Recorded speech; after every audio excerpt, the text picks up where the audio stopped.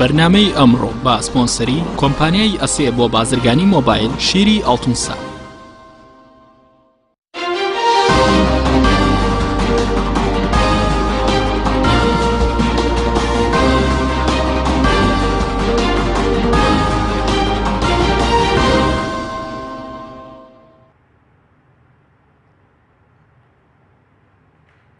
بەناوی خوای گەورە سڵاوتان لێبێت بەڕێزان. هێزی پێشمەرگەی کوردستان زیاتر لە ١٠٠ ناوچە کوردستانەکانی دەرەوەی ئیدارەی هەرێمی کۆنتڕۆڵ کردوتەوە و سەرۆکوەزیرانی عێراقیش ڕای دەگەنێت بە پێی ڕێکەوتنی نێوان هەرێم و بەغداد. هێزی پێشمەرگە دەکشێتەوە بۆ ناوچانەی پێش ئۆپەراسیۆنی کۆنتڕۆڵکردنەوەی مووسڵ لێ جێگیر کرابوو. بە میواندارێک لە بەڕێزان ئەحمەد عەزیز ڕێکخەری ژووری ناوچە کوردستانی دابڕێنراوەکانی بزوتنەوەی گۆڕان و فاروق محەممەد،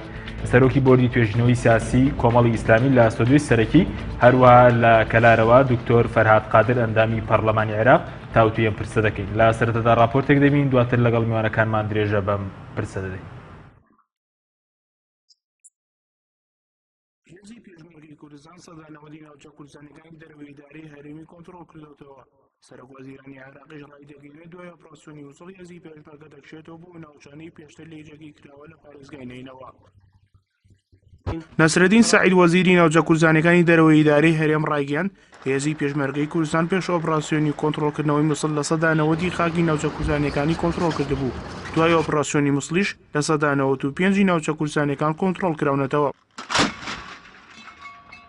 وەزیری ناوچە کوردستانەکانی دەرەوەی ئیدارەی هەرێمیش ئاماژە بەوە دەکات ئێستا تەنیا لە ١٠٥ خاکی ناوچە کوردستانەکان ماوەن کۆنتڕۆڵ بکرێنەوە. لەلایەکی ترەوە حەیدەر عەبادی سەرۆکوەزیرانی عێراق لە میانەی کۆنگرێکی ڕۆژنامەنووسیدا ڕایگەیاند بە پێی ڕێکەوتنی نێوان هەرێم و ناوەند دەبێت دوای ئۆپەراسیۆنی مووسڵ پێشمەرگە بگەڕێتەوە بۆ ناوچەکانی پێش ئۆپەراسیۆنەکە. أنا ما أتصور تصريح مسؤول لأن هناك اتفاق واضح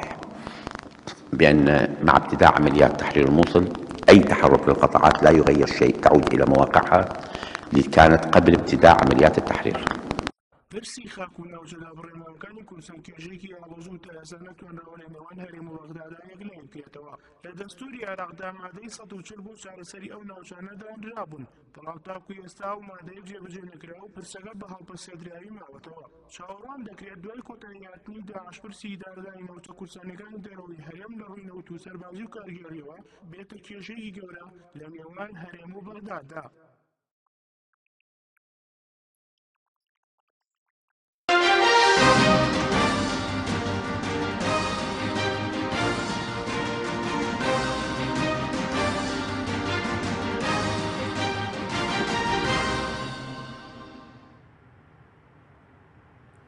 دووبارە سڵاوتان لەبێت بەڕێزان، سوپاس بۆ میوانەکانمان بەخێر بێن.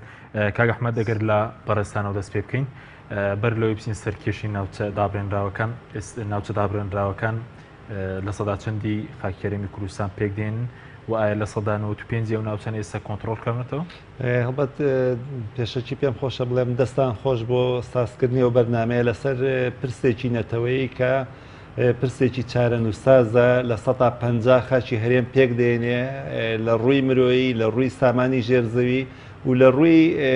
ئەو مەسەلەیە کە مەسەلەی خاکە، مەسەلەی سنوورە، مەسەلەیەکی یەکجار چارەنووسازە بەداخەوە لە ماوەی 12 ساڵی ڕابردوو کە هەلێک بۆ کورداتە پێشەوە. مەبەستم لە ڕوخاندنی ڕژێمی بەعسی دیکتاتۆر لە دوای 2003 هەلێک بۆ کورداتە پێشەوە کە بتوانێت ئەو پرسە کە پرسی خاکە پرسێکی هەڵپەسێدراو بووە لە دوایەوەی کە دەوڵەتی عێراق دامەزرێنراوە، هەوڵی جۆرا و جۆرە بووە لەلایەن حکوومەتەیەک لە دوایەکانی دەوڵەتی عێراقەوە بۆ دابڕاننی ئەو ناوچانە، چونکە ناوچەیەکی گەلێ گرنگ و بایەقدارن وەک لە بەڵگەنامەکانی حکوومەتی بەعزاتوە. گەر تەنها بە لە مەسەلەی کەرکووک چڕی بکەمەوە کە وەکو سەنتەریا مەرکەزی پرسی ناوچە کوردستانی دابڕێنراوەکان ئاماژەی پێکراوەڵەیە کەرکووک یەک پارچەی خاچی عێراق پێک دێنێ، خوا نەخواستە ئەگەر بکەوێتە دەست دوژمنانەوە ئەوە بە مانای دروستبوونی دەوڵەتی کوردی دێ. بەداخەوە لایەنی کورد بەو بایەخوبە و گرنگیەوە نەیڕوانیوێتە پرسی ناوچە دابڕێنراوەکان، پرسی کەرکووک. هەر بۆیە دەبینین لە دوای 2003 تا ئێستا هەموو هیوای کورد هەڵواسرا بوو بە مادەیەک بە ناوی مادەی 58 یاسای دەوڵەتی عێراق بۆ ماوەی گواستنەوە، دواتر لە مادەی 140 خۆی بینیەوە لە ماوەی 12 ساڵە نەمانتوانیوە 20 لە سەدی ئەو مادەیە جێبەجێ بکەین. بەڵام خۆشبەختانە لە دوای ئەو پێشات و گۆڕانکاریانەی کە بە ناوی داعشیان دەوڵەتی ئیسلامی لە عێراق هاتە پێشەوە بینیمان لە ئەنجامی ئەو پەلامار و هێرشانەی کە بۆ سەر بەشێک لە خاچی عێراق ناوچە کوردستانی دابڕێنراوەکانیشی کردەوە کورد زیانی مادی هەبوو زیانی گیانی هەبوو بەڵام لە بەرامبەریشدا دەستکەوتیەوەی هەبوو کە ئەوەی لە مادەی 140 و مادەی 58 بۆی یەکلا نەکرابەوە بەشێکی لە دوتوێ ئەو پێشات و گۆڕانکاریانە بۆ هاتەدی 90 لە 100 یان 95% ئەو خاکانەی کە بە ناوی خاچی کێشە لەسەر یان ناوچەی دابڕێنرا و زۆر هاتبوو کەوتەوە ژێر کۆنتترۆل و دەستی بەڵام بەداخەوە هەموو لایەنەکان ئەجیندایان هەیە بۆ نمونە لایەنی دەوڵەتی عێراق ڕوویا و ئەجیندایەکی ڕوونی بۆ ناوچانە هەیە لایەنە ئەقلیمیەکان لایەنی سوناوەی کە ڕوئایەکی نیشتیمانی ڕوئایەکی هاوبەشی نییە کە لایەنە کوردستانەکان ڕێکوت لەسەری لایەنی بەس ئەوەی کێسە بەڕێز بە ئێستا هەرێمی کوردستان بڵێن ناوچە کوردستانیەکانی دەرەوە هەرێم لە 150 خاکی هەرێمی کوردستان پێک دێنە بەڵێ بەڵێ ئەی ئەو ناوچانی کە باز دەوەکی کە 190 کۆنتترۆل کراوەەوە ئەو ناوچانە کامانن ئەو لە 100 بۆ لە 105 کۆنتترۆل نەکراوە تۆ دەکەوێتە کوێوە لە کام سنوورەوەێت کە تاکوێستا هێزی پێشمەرگە نەیتوان لە ڕووی سەربازی و کۆنتترۆلیان کاتەوە هەڵبەت بەشێکێکەوێتە دەشتی نینەوەەوە بەشێکی تریشێکەوێتە و ناوچانی وەکو حەویجە وەکو مەندەلی وەکو سعدیە وەکو زرباتیە بەشێک لەو ناوچانەی کە خاچی کوردستانی بەڵام کوردی لەسەر نەماوە بەڵام شوێنگەلێکی تریشەیە وەکو سعدیە کە لە ڕووی ئیداریە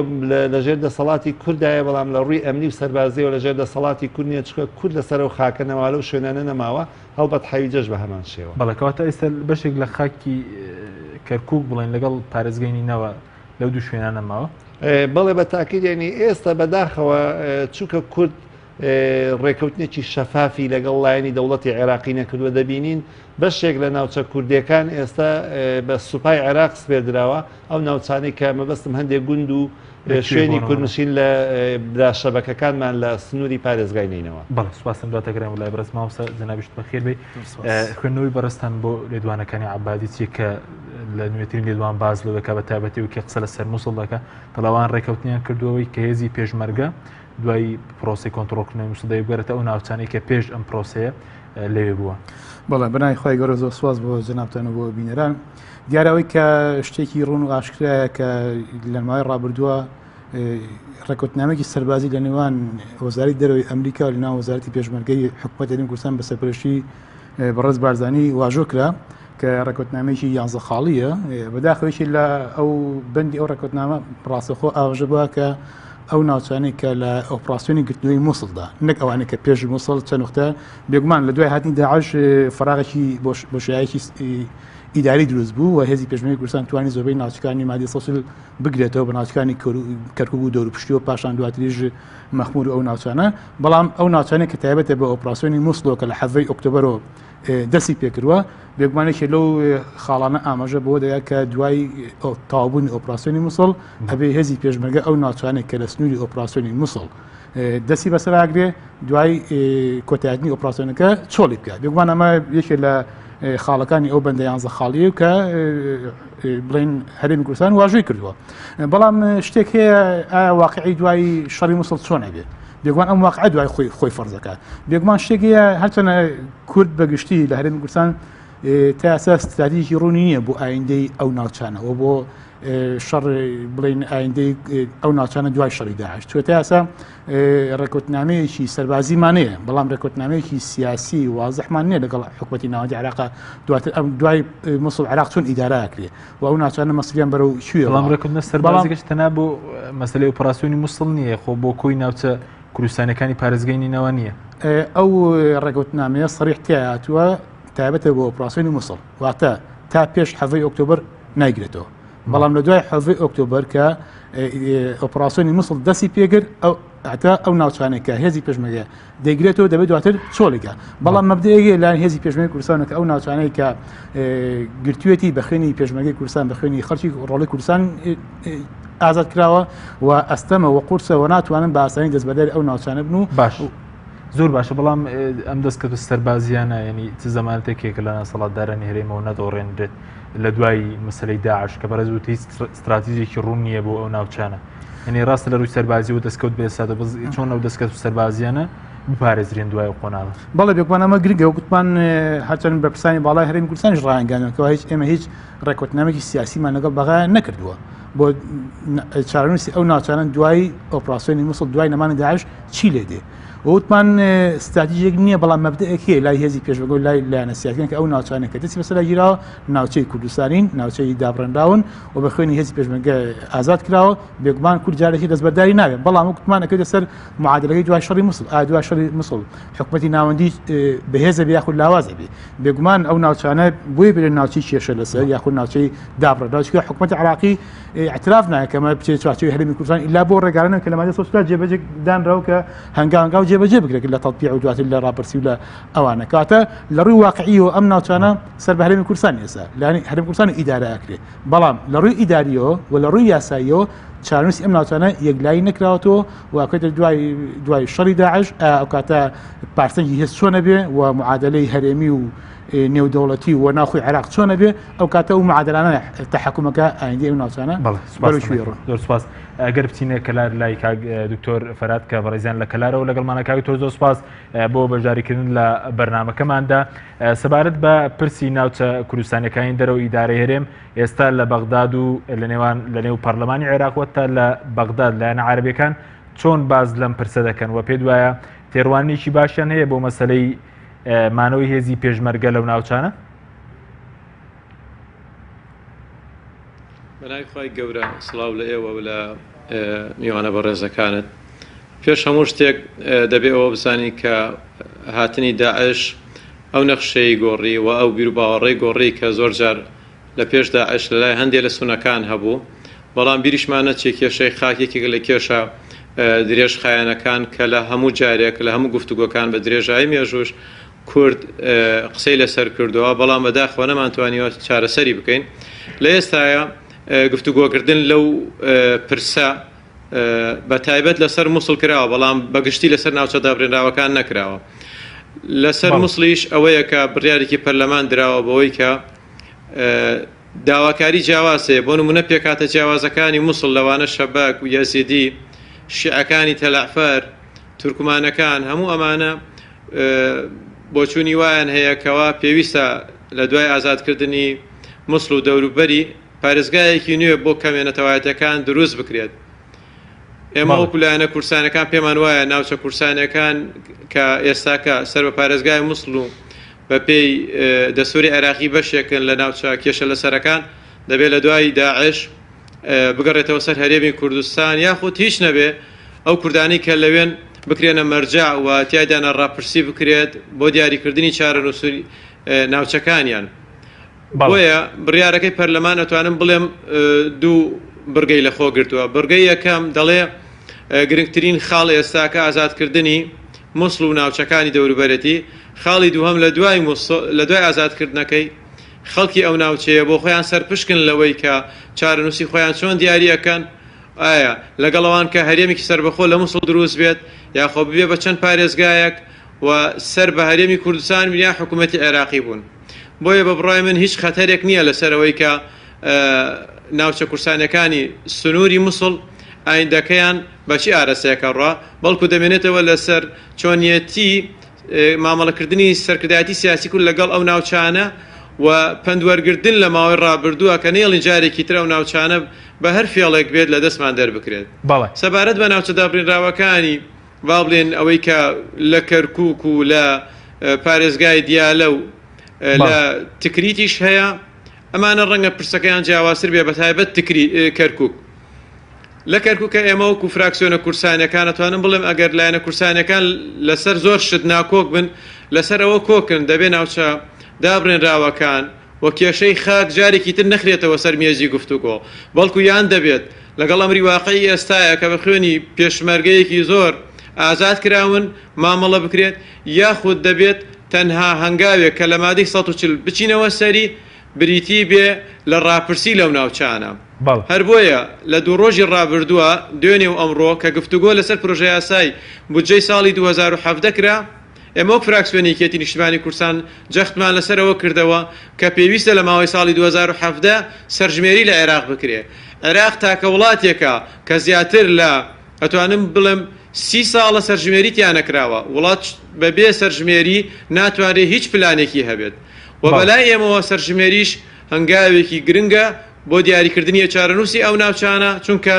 لە هەنگاوی کۆتاییە کە ڕاپرسیەوە خۆشبەختانە ناتوانم بڵم ئێستا زەمینەیەکی لەبار هەیە بۆی بگەڕێنەوە سەر باوشی هەرێمی کوردستان جگە لە ئەمرە واقعەکە بەڵێ زۆر باش کاکتۆر بەرەزت وتت ئەوەی کە ئێستا پەرلەمان قسەی لێسەر کردووە چارەنووسی ناوچەکانی پارێزگەی نینەوە ئەوەی کە بڕێرێک لە پەرلەمان دەرچووە دەدرێتە دەست خەڵکی ئەو ناوچانە بەڵام ئەو کارەکەی چیە کە هەمان پرس بۆ ناوچە کوردستانەکانی سنووری پارێزگەی کەرکووک و دیالە بڵین نەکراوە کارەکەی چیە کە بۆ ئەو ناوچانەش بڕیارێکی لەم جۆرە دەرنەچووە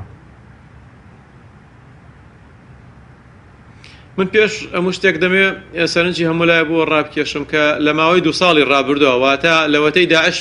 هاتووەتە سەر خاکی عێراق یەک لەسەر سێ خاکی عێراقی داگیر کردووە هەتاوەکو ئێستا لە هیچ کۆبوونەوەیەکی فەرمی نێوان هەرێمی کوردستان و حکوومەتی عێراقیە حکوومەتی عێراقی نەیوتووە ئەو ناوچانە دەبێ بگەڕێنە دواوە ئەو لێدوانەی دوایی عەبادیش تەنها پەیوەستە بە پارێزگای مووسڵەوە چونکە بە پێی ڕێکەوتنەکە هەرێمی کوردستان و هێزی پێشمەرگەی کوردستان بەشدارە لە ئازادکردنی پارێزگای مووسڵ بەڵام سنتەری پارێزگای مووسڵ نا بۆیە پێدەچێت هێزی پێشمەرگەی کوردستان بچێتە هەندێ ناوچەش کە لە ڕووی مێژوویەوە لە دەرەوەی سنووری هەرێمی کوردستانن بۆیە قسەکردن لەسەر ئەو ناوچەیەوە وەڵامی حەیدەر عەبادیش سەبارەت بە هێزی پێشمەرگەی کوردستان لەو ناوچانە ئەمێنێ یاخود ئەگەڕێتەوە زۆر ڕوون و ئاشکرا بوو کە تەنها مەبەست لە سنووری پارێزگای مووسڵە من پێم وایە نەمێژوو نە کۆمەڵانی خەڵکی کوردستان نەخوێنی شەهیدان جارێکی تر ڕێگەی ئەوە نادا هیچ سەرکردەیەکی سیاسی با بڵێن بە بێگەڕانەوە بۆ ویستی خەڵکی ناوچە کوردستانەکانی دەرەوەی هەرێمی کوردستان بڕیار لەسەر و ناوچانە بە و ئەتوانم بڵێم یاریەکی دۆڕاوە ئەگەر بێت و لەگەڵ حکوومەتی عێراقیە جارێکی تر قسە لەسەر چۆنیەتی گفتوگۆکردن و دانوستان لەسەر و ناوچانە بکرێ ئەمانە ئەمری واقعن بێجگەلەوە ئەمە خاکی عێراق نێتەوە وەکو حکوومەتی عێراقی داوای بکات ئەمە بەپێی دەستوری عێراقیش خاکی کێشە لەسەرە واتە حکوومەتی عێراقی و کوردستانیش و کۆمەڵانی خەڵکی کوردستانیش وەکو یەک لە دەستورە مافیان هەیە بەسەر ئەو مادەیەوە کە پێوترێ 140 دەبوو 9 ساڵ پێش ئێستا جێبەجێ بکرێ بۆیە ئەمە خاکی کێشە لەسەر بووە ئەم خاکی کێشە لەسەرە کە دەبوو کۆتایی 2007 چارەنووسی دیاری بکرایە حکوومەتی عێراق مقەسر یەکەمە بەڵێ منیش دەزانم سەرکردایەتی سیاسی کورد زۆر بێخەمانە قسەی لەسەر پرسە کردووە بۆیە دەزانم سەرکردایەتی سیاسی کورد لە ماوەی ڕابردووەوەندە قسەی لەسەر پارە و نەوت و داهات و کۆمەڵی دەستکەوتی تایبەتی کردوەوەندە قسەی لەسەر کێشەی خاک نەکردەوە بۆیە ماوەتەوە بەڵام چیتر ناتوانرێت ئەمە بکرێتە کارتێک و قسەی لەسەر بکرێت و بێتەوە سەر مێز بۆیە ئەو ناوچانە بە ئەمری واقع ئێستا بەشێکن لە هەرێمی کوردستان دەبێت لەگەڵ حکوومەتی عێراقیە لەسەر ئەو ئەمری واقع قسە بکرێ یاخود ئەزعاف الئیمان بڵێن کاکە دەبێت لەو ناوچانە ڕاپرسی بکرێت بۆ ئەوەی بزانم دەیانەوێت لەسەر هەرێمی کوردستان و یاخود وا بەو شێوازە بمێنەوە بەڵای سپاس دەکەین دواتەگرێن و لای بەڕێستان کاکتۆر کاک ئەحمەد بەڕێزت وتت هەموو لایەنەکان بە عێراق و بە لایەنی هەرێمیەتیش پرۆژەیان ڕوونە بۆ ناوچە کوردستانەکانی دەرەوەی هەرێم ئێستا پرۆژەی عێراق چیە بۆ ناوچەنە پرۆژەی هەرێمیەتی چیە بۆ کورد پێ دوایە تەنیا کوردە پرۆژەی نییە وڵا هەڵبەت بەشداریکردنی کورد لە شەڕی مووسڵە خۆی لە خۆیان ئەوەی سەلمانەوەی دەرخست کە کورد پرۆژە و پلانی نییە کورد هیچ پرۆژە و پلانێکی نەبووە لە گەڵ حکوومەتی عێراق بیکا بە پێشمەرجی خۆی بیکا بە بەرنامەی خۆی لە ئەو ئیتفاقە عەسکەری لە بینی لایەنی کوردی و لایەنی بەغدا کراوە بۆ نمونە ئەوەی ئەو برا بە ڕێزەمان کاک دکتۆر فەرهاد باسی کرد لایەنی عێراق باسی ئەوەی کردیان حەیدەر عەبادی ئەڵێ کە کورد دەبێ بکشێتەوە وەڵام هەندێک بەرپرسی هەرێم ئەو بەرپرسە حزبیانەی کە ئێستا بە ناوی حکوومەتەوە بڕیارەدەن و قساکەن ئەڵێ ئێمە لەو ناوچانەی کە لە سنووری پارێزگای مووسڵش کە ناوچەی کوردنشینە و ناوچەی کێشە لەسەرە لەو ناوچانن کاکەوێتە زمانی مادەی 140 ناکشینە وەڵام حکوومەتی عێراق هێشتا مووسڵ ڕزگار نەکراوە داوای کشانەوەی کوردەکە بۆ ناوچانە هەروەکو تعقیبێک من پێم خۆشە ڕۆیای لایەنی عێراقی لەسەر ئەو پرۆتۆکۆلی کە لە بینی وزارەتی پێشمەرگە و حکوومەتی ئەمریکی کراوە پێم خۆشە ڕوونکردنەوە بدەم ڕەنگە برای بەڕێزی شماگای لێبێ لە بەندی نۆ حکوومەتی عێراق لەسەر سایتی وزارەتی بەرگری عێراق بڵاویان کردوتەوەڵێ لایەنی کوردی بێ بگەڕێتەوە بۆ ئەو شوێنانی کە پێش هاتنی داعش پێش مانجی حوزەیرانی 2014 لێ بووە کە کەرکووک و جەلەولا و شوێنەکانی تریشەگرێتەوە لەو شوێنانی کە حکوومەت عێراقی تەواجدیە بووە مووسڵەوەی اتفاقە بۆچوونی بەرز بۆ چوونی من نا ئەو اتفاقێکی ناشەفافە تا ئێستا لایەنی کوردی تەرجمەی کوردی نەکردەوە بۆی ئێمەمانان کە معنین و چاودێری پرسی ناوچەدا بڕێنراوەکانەکەین بیخوێنینەوە بتوانین بەرگری لێ بکەین و ڕاست و ڕەوانی ئەو مۆزوعە بزانین بەڵام لایەنی عێراقی وا تەفسیری کردووەڵێ ئەو ڕێکەوتنەکە لە بینی حکوومەتی ئەمریکی و حکوومەتی عێراق کراوە کورد ئەبێ بگەڕێتەوە بۆ شوێنانەی پێش مانجی حوزەیرانی 2014 لێ بووە هێشتا مووسڵ ڕزگار نەکراوە حەیدەر عەبادیەوە تاوەکو لەو راپۆرتەی بەڕێستان ئاماژەتان پێکرد داوای کشانەوەی کوردەکە لەو ناوچانە ئەوەی پرسیارەی جەنابیشت پێم خۆشە تیشک خەمە سەری دەوڵەتی تورکیا بە ئاشکرا تەبەنی پرۆژەیەکا بۆ بە هەرێمکردنی مووسڵ کە خواست و خەونی سونەکان ئەگرێتەوە و باشکرا دیفاعی لێکا و هەندێک لایەنی کوردیش ناڕاستە و خۆی ئێستا پاساو بۆ بە هەرێمکردنی پارێزگای مووسڵ بەژۆندی کوردانیە بە هەرێمکردنەکە بە پێچەوانەوە بە هەرێمکردنی مووسڵ بەشێکی گەورەی خاکی کوردستان بەشێکی گەورەی جوگرافیای کوردستان کە ناوچەدا بڕێنراوەکانی سنووری دەشتی نینەوە لە دەسەدەین ئەگەر بکرێ بە هەرێم ئەوە لەلایەک لەلایەکی ترێنی تا ئێستا ئەوە دەوڵەتی عێراقش بە ئاشکرا بۆ خۆی لە ماوەی 12 ساڵی ڕابردوو نەک ئەوەی نەسەلماندووەکە و ناوچانە بەشێکن لە کوردستان ئەو مادە دەستوریەی کە ڕێوشێنی داناوە بۆ یەکلاکردنەوەی ئەو پرسی و ناوچانە کە مادەی 140 خۆی لە خۆیان غەڵەتێکی گەورەی کوردی تایە کە پرسی خاکمان کردوتە ڕاپرسیەوە ئێمە ئەگەر خاچی کوردستانە خاچی داگیرکراوە خاچی زەوت کراوە بە چی مافێک ئێمە ئەومان سەلماندووە کردمانتە ناو بڕگەیەکی دەستوری کە بخرێتە ڕاپرسیەوە من حەزەکەم ئاماژە بۆ بکەم ئەگەر مادەی 140 تا ئێستا قۆناغی یەکەمی کە ئاساییکردنەوەی 20 لە 100 جێبەجێ نەکراوە جێبەجێکراوە هەتا ئێستا 20 لە 100 جێبەجێ نەکراوە قۆناغی ئاساییکردنەوە ئەگەر بگاتە دوا قۆناغش ڕاپرسی بکرێت لەسەر ئاستی پارێزگا بکرێت کورد هەندێک ناوچە لە دەسەدا لەسەر ئاستی قەزاش بکرێت هەندێک ناوچە لە دەسەداواتە کورد دووربین و ئیستراتیزیانە بیری لەوە نەکردوێتەوە ناوچانە کە چۆن یەکلا بکاتەوە بیگەڕێ بەسەر هەرێمی کوردستان من پێم خۆشە ئاماژە بە دوو خاڵی بچووک بکەم یعنی تا ئێستاوەی کە کورد کردوێتی لەگەڵ پرسی ناوچەدا بڕێنراوەکان پلانێکی حزبی بووە ڕوئایەکی حزبی بووە زەرەری زۆری لەو ناوچانەداوە بۆ نمونە شەنگار بەڕێوەبردن و سەرپەرشتیکردنی لەلایەن حزبێکی دیاریکراوە بینیمان چی کارە ساتێکی بەسەر کوردایەنە قەزای خورماتوو من پێم خۆش ئێمە لە ماوەی چلشەوی ڕابردوو توێژینەوەیەکمان لەسەر کرد سەردانێکی مەیدانیشمان کردوە و ژووری ناوچەدا بڕێنراوەکان تا هاتنی داعش قەزای خورماتوو لە 195 زیاتری لەژێر کۆنتترۆل و ئیداری کوردی وە لە ڕووی ئەمنی لە ڕووی ئیداری لە ڕووی سەربازی بەڵام پاش هاتنی داعش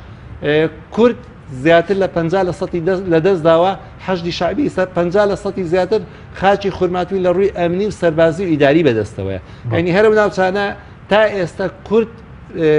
ڕوئایەکی استراتیجی نێوەکو ئاماژەم پێکرد لایەنی عێراقی بە مماتەڵە و بە دەستی عێراقش ڕوئای ڕووناو عێراق ئەو ناوچانە بە ناوچەی عێراقی ئەزانێ و بە ناوچەگەلێکی ئەزانێت کە ناوێت لە عێراقدا ببڕێەوە و بە ئێوێ لە ژێر حکم و دەسەڵاتی مەرکەزا بێ ئەمە ڕوئای لایەنی عێراقیە لایەنی ئیقلیمی شەکو باسی کرد بە نمونە تورکیا هێنایەوە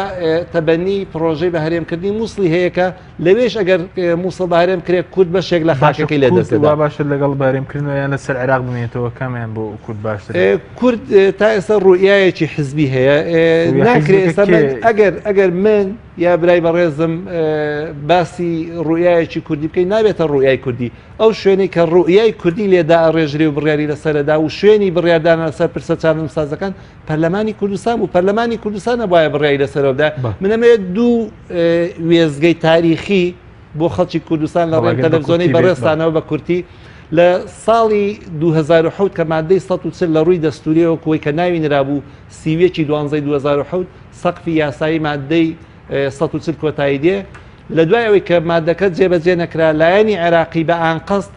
دەستی بەدەستی و مادەیەکرد ئەنجومەنی پارێزگای کەرکووک بە زۆرینەی دەنگی ئەنجومەنی پارێزگای کەرکووک پێشنیارێکی بۆ پەرلەمانی کوردستان کرد داوای کرد کە قبول بکەن کەرکووک گەڕێتە سەر هەرێمی کوردستان پەرلەمانی کوردستان بە یەک وشە و بە یەک جملە جوابی نەدایە ئەنجومەنی قەزای خورماتوو کە لە 21 ئەندام پێک دێ بە کۆی دەنگ بە هەر 21 ئەندامی قەزای خورماتووە داوایان لە ئەنجومەنی پارێزگای کەرکووک کرد کە کەرکووک بگەڕێتەوە سەر کەرکووک لە ڕووی ئیداری و لە ڕووی یاساییەوە ئەنجومەنی کەرکووک تا ئێستا جوابی نەداتەوە لەبەرەوەی کورد ڕوئایەکی ئیستراتیجی و نەتەوەی نەبووە بۆ ئەو پرسێ و ناوچانە تا ئێستا بە معەلەقی ماوەتە ئەوەی کە کورد قازانجی لێ کردووە تەنها ئەوەیە کە لە ڕووی ئەمری واقع سیاسەتی دیفاکتۆ ئەو ناوچانەی بەدەستەوەی بەڵام بۆ داهاتوو چی بەسەر تا ئێستا داوامانەتە دەستەکەەوە مامۆستا دوێم ناوبڕ دەگرم وڵای بەڕێستان بەڵێ بینەرانی بەڕێز ناوبڕێکی کورد وەردەگرین دواتر دەگەڕین وڵاتان لەگەڵ مامێنەوە. بەرنامەی ئەمڕۆ بە سپۆنسەری کۆمپانیای ئەسێ بۆ بازرگانی مۆبایل شیری ئەڵتونسا. ئەسێ یەکەمین مۆبایلی مارکەی کوردی کۆمپانیای ئەسێ بە لە بەرچاوگرتنی قەیرانی دارایی مۆبایلە تایبەتەکانی دەکاتە قستی مانگانە Q4 14,000 دینار Q5 17,000 دینار پەلە بکە بە بەخاوەنی یەکێک لە مۆبایلەکانی ئەسێ کە دوو مۆدێل و 4 ڕنگ لە خۆ دەگرێت بە قستی زۆر گونجاو ئەسێ پێشەنگی تەکنەلۆژیای نوێ.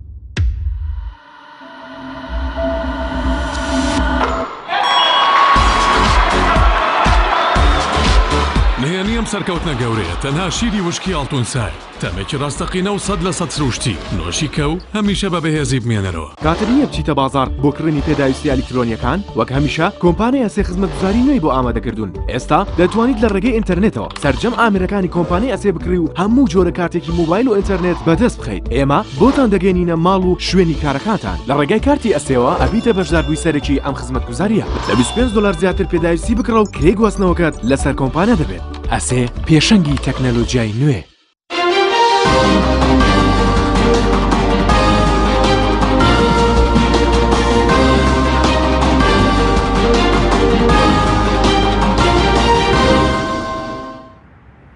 دووبارە سڵاوتان لەبێت بەڕێزان ماوسفەرۆگرن و لای بەڕستان بە وچوونی بەڕستان ئێستا دۆخەکە لەبارترە یاخود دوای کۆتایهاتنی تاوەتی داعش بۆ مەسەرەوەی کە ئێستا هەرێم گفتوگۆ لەگەڵ بەغداد لەگەڵ ئەمریکا لەگەڵ UN بکات دەربارەی ئایندی ئەم ناوچانە. بەڵێ بێگومان ئێستا باردۆخەکە لەبارە چونکە حکوومەت عراقی بە شغڵێکی گەورەی داعشەوە سەرقاڵە بە گرتنی ئەو لەوێت لای حکوومەت عراقی سابرتێ لە گرتنەوەی مووسڵ بەڵام ئایا حکوومەت عراقی لەم کاتەیە ئامادەیە لەگەڵ تۆ لەسەر پرسە دانوستان بکە؟ ئایا حکوومەت هێرێم خۆی ئێستا لە ئەولوێتی کاریاتی کە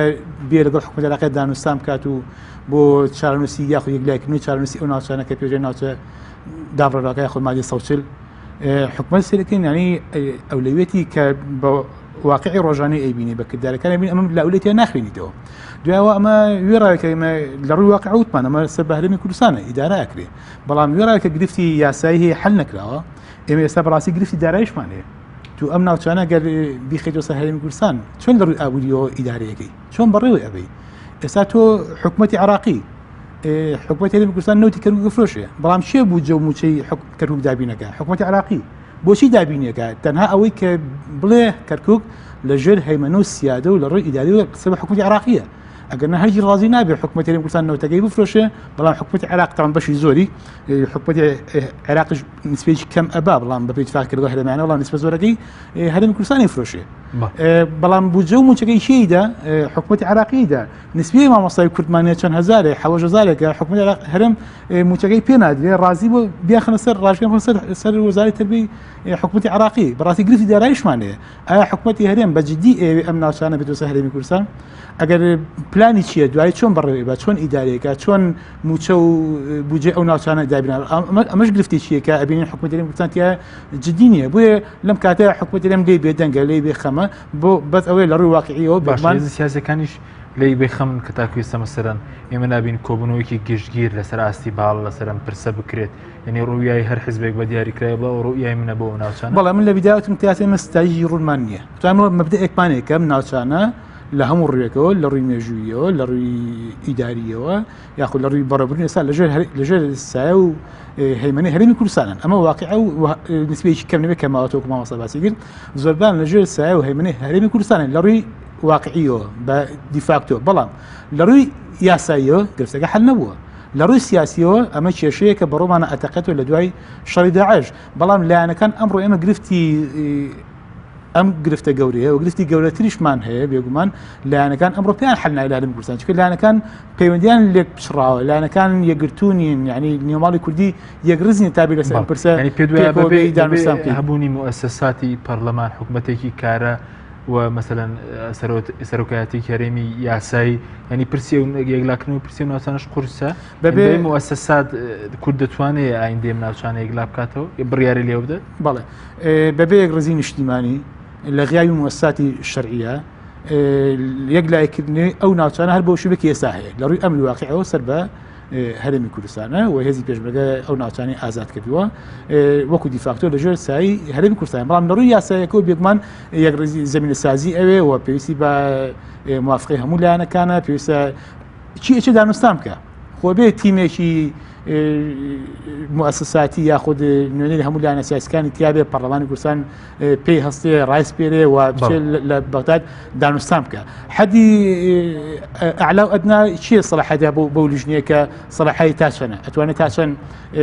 بێگومان ئەو ناوچەند ناوچەی کوردین بەڵام تۆ ناو بە ناوچەی کێشە لەسەر کاتەچی لەسەر مێزی دانوستان لە ڕووی یاسایەکی وەڵێم بێ حەلیکی بەڵام لە ڕووی واقعی بێگومان سیاسە بەرین کوردستان بەڵام ئەوە وەختەی کە لەو ماوەی ڕابووسەدانی بەغدانەکەت بەشێک نەبوو لە جنای کارەکانی ئەوەی کە ئێمە هینەمان بینی کە هیچ باز لەو تۆرە کرابنە لە تەوەری سنووی ناوچەی 140 لە پرسی دارایی تەنها پرسێکی سەربازی بووە و پێیزۆ بە ئۆپراسیۆنی مووسڵەوە وەزارەتیش پشتگیری نێوان حکوومەتی عراقی بە تایبەت پشتگیری لە عەبادی بووە ئەینا هیچ پرسێکیکەی چارنووساتی گرنگ لەو کۆبوونەوە تاوتۆ نەکراوە. سپاسم دواتەگرم بۆ لای بەرزەکە بچین و لای کاک دکتۆر فەرهاد. کاک دکتۆر سەبارەت بەوەی ئێستا لەناو پەرلەمانی عێراق بە تایبەتی تێڕوانینی هێزە عەرەبەکان بەرامبەر بە مەسەلەی مانەوەی هێزی پێشمەرگە لەو ناوچانە هیچ تێڕوانێکیان گۆڕاوە بەرامبەر بە هێزی پێشمەرگەی کوردستان کە ئێستا لە چاو پێشتر ئەمنیەتی پێکاتەکان و کورد لەو ناوچانە باشتر لە ڕووی ئەمنیەوە؟ هەمویان دار بەوانن کە ئەو ناوچانە گەر هێزی پێشمەرگەی کوردستان نەبووایە چارەنووسی هاوشێوەی مووسڵ و پایرەزگاکانی ترە کەوتە ژێر دەسەڵاتی داعشەوە بەڵام لە هەمان کاشە ئەوە ناشارنەوە کە ئەوان پیان وایە ئەو ناوچانە ناوچەی کێشە لەسرە نابێ بەم شێوەی کە ئێستاکە ئێمە بە ئەمری واقعی زانین ئەوانە بۆچوونیان نییە بەڵکو پیان وایە پێویستە ئەو ناوچانە بە ڕێگە چارەی گفتوگۆوە بە دانوستان بە ڕێکە چارەی دەستوری و قانونی یەکلای بکرێتەوە بەڵام ئێمە دڵنیای لەوەی کە هەموو ئەوانە بیانون بۆ ئەوەی کە جارێکی تر چارەنووسی ئەو ناوچانە بدینە دەست قەدەرەوە کە بەلای ئێمەوە هێڵی سوورە لایەنە عێراقیەکانیش ئەتوانم بڵێم خۆمان دەزانی لە وڵاتانی هەرێم ڕۆڵی کاریگەریان هەیە لەوەی کە لایەنە عێراقیەکان بۆچوونی جیاوازیان هەبێ هەر بۆ نمونە بەرەی تورکمانی لە کەرکووک نەکرد لەگەڵەوانیە کە ئەمری واقعە وەک خۆی بمێنێ بەڵکو لەگەڵ ئەوەشان نییە کە لە ئێستادا هەڵبژاردن لە هەڵبژاردننی ئەنجومەنی پارێزگا بۆ کەرکووک بکرێ بەو پێی کە ئێستا کاوان پیان وایە پێگەیان بەهێزترە بەڵام ئەگەر بێت وەڵبژاردن بکرێت ئەو پێگەیان نامێنێت لە کەرکووک. ئەمەیشە وڵاتێکی وەکو تورکیا ڕۆڵی هەیە تێیدا. لە هەمان کاتێک لایەنە شیعەکان بە هەمان شێوە ڕۆڵی ئەوە ئەبینن کە ئەم ناوچانە بەو شێوازە کە ئێمە ئەمانەوێ ساغ نەبێتەوە. بەڵام دۆخی ئێستا عێراق کارێمی کوردستان لە شەڕایە و دوژمنێکی سەرەکی هەیە تهدیدی هەموو لایەنە عێراقیەکانەکە بەشی ئەو سونە و کوردەوە وای کردووە ئەم پرسە زۆر ناوروژێنرێ. بەڵام ئەوە ناگەیەنێ کە ئێمە پێمان وابێت ئیتر حکوومەتی عێراقی و شیع و سونەکان و تورکمانەکان جارێکی تر لەسەر و پرسانە قسە ناکەنەوە. بەڵکو دوای کۆتاییەت هاتن بە داعش یەکەم پرس کە ئەبێتە مایی گفتوگۆوە ململانیە واتوانم بڵێم ڕەنگە دووریش نەبێت کە بەریەکەوتنی لێ بکەوێتەوە مەسەلەی کێشەی خاکە کە بەلای ئێمەوە. بۆیە بەلای ئێمەوە هەنگاوی گرنگ ئەوەیە کە ئێستا لەناو کوردستانە جۆرێک لە یەک ریزی و یەک خستنەوەی هێزە کورسانەکان هەبێت قسە لەسەر تەفعیلکردنی پەرلەمانی کوردستان بکرێت و بکەوێت ئەمری واقع مەسەلەی سەرۆکایەتی هەریەم چارەسەر بکرێ نەک سەرۆکایەتێکی هەریەم کە هیچ شەرعیەتێکی نەماوە و وەکو ئەمرێکی واقع پیادەی با بڵێن ئەو دەسەڵاتانە ئاکاکە سەرۆکی هەریەمەتی. هەموو ئەم پرسانە ئەگەر بێت و یەک ریزی ناوماڵی کورد نەبێت ناتوانانی بەیانی بە خیتابێک و گوتارێکی یەکگرتووە لەگەڵ لایەنە عێراقی جیاوازەکان کە ئەجێندای نێودەوڵەتی زۆر گەورە پاڵپشت و پشتیوانی بۆ چوونەکانیانە گفتوگۆ بکەیت و بتوانانی لە ئەنجام شەگرەوەکە ببیتەوە. بەڵێ زۆر باشکات ئێستا پێدوە ئێستا باشتریان دوای کۆتاییاتی داعش هەرێم گفتوگۆ لەگەڵ بەغداد کە دەربارەی ئەو ناوچانەوە یەکلاکردنەوەیان هەم لە ڕووی سەربازیەوە لە ڕووی کارگەریەوە تا لە ڕووی مەسەلەی بیرەنەوتەکانی جوانێکی ئێستا پێشتر لە دەستی حکوومەتی عێراقیدا ئێستا لەلایەن هەرێمی کوردستانەوە ئیدارە دەدرێن. من پێم وایە نابێ بە چاوەڕێوە بکەین حکوومەتی عێراقی داوامان لێ بکە دابنیشتنیا دانووسان بکەین بەڵکو دەبێ لایەنە کوردستانەکان بۆ خۆیان نەخشە ڕێگایان بێ وەلامان کاشتا با بڵێن چەند خۆناغێک دابنێن چەند ئەگەرێک دابنێن ئەگەر هات وا بوو ئەمە پلانەکەیە ئەگەر وا بوو پلانەکە ئەمەیە بۆ ئەوی بتوانی بە پلانەوە بڕۆی ئەگینا بەم پەرتەوازەیی ماڵی کوردەوە جارێکی تر لە دوای داعش بڕۆینەوە سەر مێزی گفتوگۆ و دانسان لەگەڵ حکوومەتی عێراقیە بمانەوێ نەمانێ حکوومەتی عێراقی لە پێناو چارەنووسی ئەو ناوچانە ئامادەی هەموو شتێک بکات. بۆیە ئەگەر بێت و بەبێ پلان و بێ نەخشە ڕێگایەکی ستراتیجی و نەتەوەی کە بەرژەوەندی حەزبیەکان هەموو بخاتە لاوە بڕۆینە سەر هەر گفتوگۆیەک من دڵنیام لەوەی کە بە دۆڕاوی دێنە دەرەوە. بەڵێ هۆکاری چییە ینی ئێستا کورد استراتیجیەکی ڕوونی نییە بۆ ئەو ناوچانە بۆ دوای داعش یاخود زۆر جا باز لەوەیە کە حیزبەکان بەتایبەت هەردوو حیزب دەسەڵاتەنە مەسەلەی بۆ مەسەلەی نەوت ناوچە کوردستانیەکانیان دەوێت. لە ڕاستیە لە ماوەی ڕابردووە دەوترا مەسەلەی نەوت تەنها هۆکارە بۆ ئەوەی کە بۆ خۆشویستن بۆ ناوچە دابڕێنراوەکان بەڵام دەرکەوت نەوت لە هەموو خاکی کوردستانە هەیە گەرمیان ڕەنگە نمونەیەکی دیار بێ لەوەی کە خاکی گەرمیان خاکێکی دەوڵەمەندە بە سەروەتی نەوت و بە زۆر جۆری تر لە کانزار لە کوردستانە هەیە کە ڕەنگە زۆر لە نەوت بە نرختر بن بەڵام بەلای ئێمەوە کێشەی خاکەواتە کێشەی ناسنامەی خاکەکە ئەمە بە درێژایی کورد شەڕ و خوێنی لە پێناوا داوە. ئەوەی کە ئێمە جۆرێک لە ڕەشبینی لا دروست کردوین لە ماوەی ڕابردووە لە ساڵی 91ەوە پاشانش لە دوای 2003ەوە کە ڕژێمی سەدام لە ناوچوو ئێمە نەمانتوانیوە و نەخشە ڕێگامان نەبووە بۆ یەک لایکردنەوەی ئەو پرسانە لە بەرژەوەندی خاکی کوردستانە. بۆیە دەترسین ئەزمون وەک چۆن مێژوو چەندین جارە دووبارە بووەتەوە جارێکی تر دووبارە بێتەوە. بۆیە بانگەوازی ئێمە هاواری ئێمە فیخانی ئێمە لە پێناو ئەوایە کە ئێمە نەخشە ڕێگایەکی دیاریکراومان هەبێت نەخشە ڕێگایەکی نەتەوەی نەک یەکێتی نیشتیمانی کورسان وابزانێت کە کەرکووک مڵکی ئەوە دەبێ ئەو تەعاملی لەگەڵا بکات و پارتی دیموکراتی کورسان وابزانێ شنگال مڵکی ئەوە دەبێ بەو جۆرە تەعاملی لەگەڵا بکە. ئەمە پێویستە کۆدەنگیەکی نیشتیمانی هەموو لایەنە کوردستانەکان تەنانەت ئەوەی لە دەرەوەی حکوومەتی هەرێمی کوردستان و پەرلەمانی کورسانژە دەبێ کۆدەنگی هەبێت لەسەر چۆنێتی مامەڵەکردن لەم خاکارە چونکە ئەمە بەشێکە لە مێژوو و دواتریش تۆمار ئەکرێەوە مێژوش ڕەحم بە کەس ناکە. بەڵێ سپاس دەکەم دواتەگرێن و لای بەڕستان کاوتور کاک ئەحمەد دەگە بگرێم و لای بەڕێز سەبارەت بەوەی کە پێدوایە کێشەی داهاتووی نێوان هەرێم و بەغداد تەنها لەسەر ئیدارەدانی سەربازی یاخود لەسەر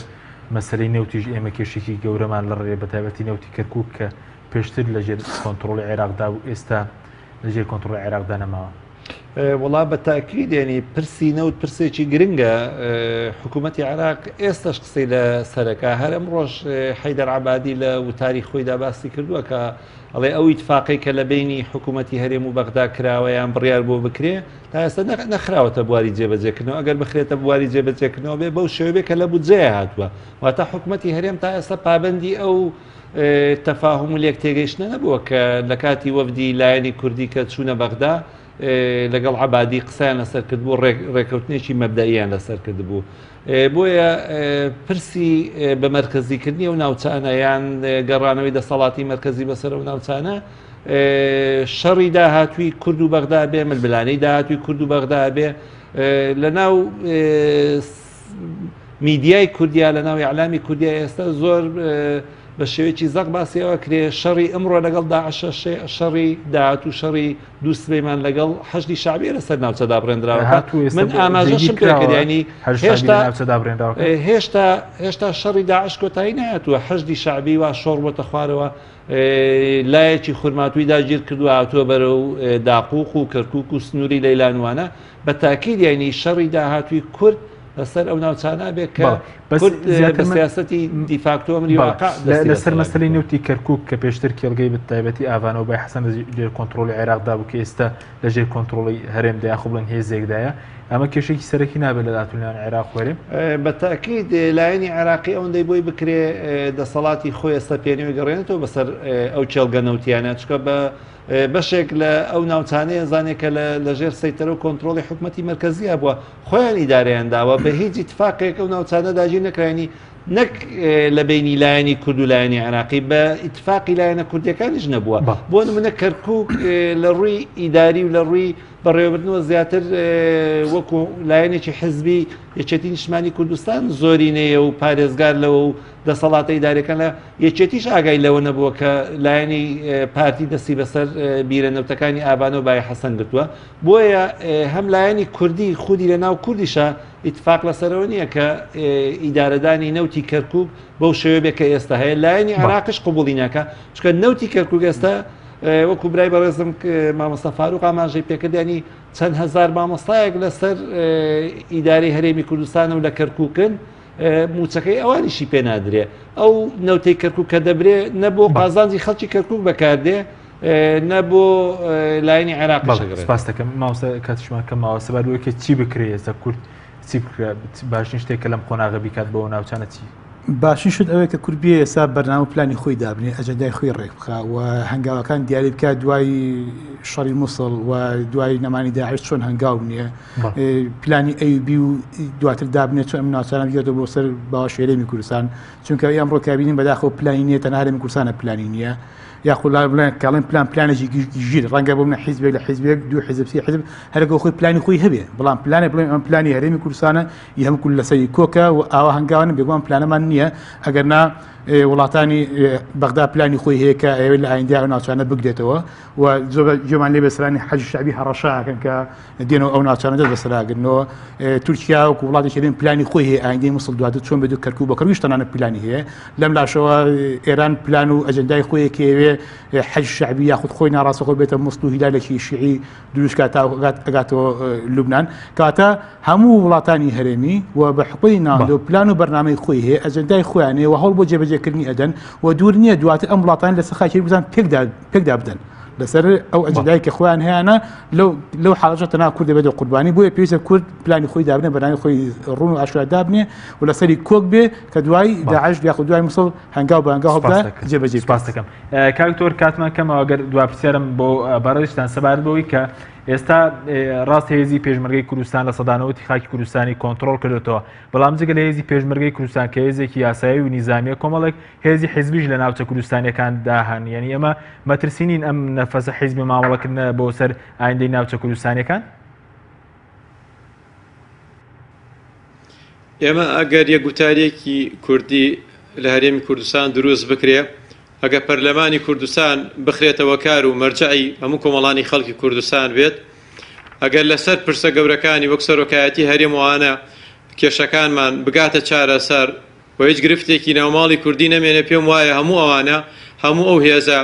حەزبیانەی کە لە ناوچە دابڕێنراوەکانی دەرەوەی هەرێمی کوردستان کە ئێستا بە ئەمری واقع بەشێکن لە هەرێمی کوردستان هیچ گرفتێک نابێ چونکە لە دوا ئەنجامە گوێ لە لایەنە سیاسیەکانیان ئەگرن کە لەگەڵ یەکترا تەبان بەڵام خوا نەخواستە ئەگەر بێت و هەر بەم دۆخە بەردەوام بین بە دڵنیاییەوە ئەوە بەشێکە بێ لەسەر مەترسی لە دیاری نەکردنی چارەنووسی ئەو ناوچانە. بەڵێ زۆر بەڕێز دکتۆر فەرات خادر ئەندامی پەرلەمانی عێراق زۆر سپاسی بەڕێز دەکەین کە لە کەلارەوە لەگەڵمان بووی هەروە زۆر سپاس بۆرێک لە بەرزان ئەحمەد عەزیز ڕێکخەری ژووری ناوچە کوردستانی دابڕێنراوەکانی بزوتنەوەی گۆڕان هەروە فاروق محەممەد سەرۆکی بۆری توێژنەوەی سیاسی کۆمەڵی ئیسلامی کە لە سودی سەرەکی لەگەڵمان بوو سپاس بۆ بینەرانی بەڕێز سپاس بۆ هاوکارانم تا بەرنامەیەکی تر خواتان لەگەڵ.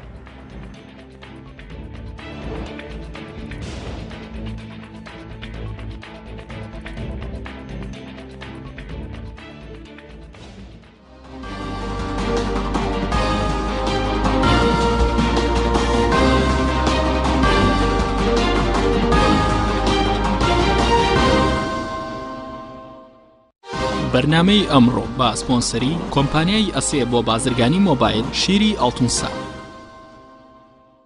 ئەسێ یەکەمین مۆبایلی مارکەی کوردی کۆمپانیای ئەسێ بە لە بەرچاوگرتنی قەیرانی دارایی مۆبایلە تایبەتەکانی دەکاتە قستی مانگانە Q4 14,000 دینار Q5 17,000 دینار پەلە بکە بە بەخاوەنی یەکێک لە مۆبایلەکانی ئەسێ کە دوو مۆدێل و 4 ڕنگ لە خۆ دەگرێت بە قستی زۆر گونجاو. ئەسێ پێشەنگی تەکنەلۆژیای نوێ.